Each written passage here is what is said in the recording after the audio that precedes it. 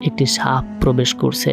বিরাট সেই সাপটি ধীরে ধীরে সীতার বুকের উপর উঠে আসে, কিন্তু তার দিকে কিছুক্ষণ তাকিয়ে থেকে সাপটি তার উপর থেকে নেমে তার পাশের মৃত লোকটির দিকে এগিয়ে যেতে শুরু করে এবং সাপটি সোজা মৃত লোকটির মুখের মধ্যে ঢুকে পড়ে।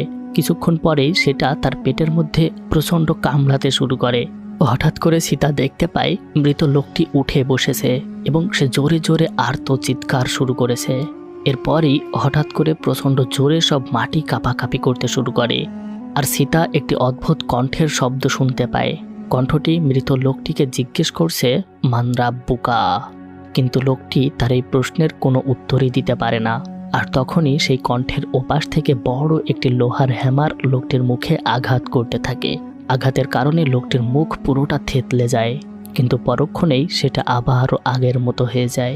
আর তারপর আবারও লোকটার মুখে সেই হ্যামারটি আঘাত করতে থাকে।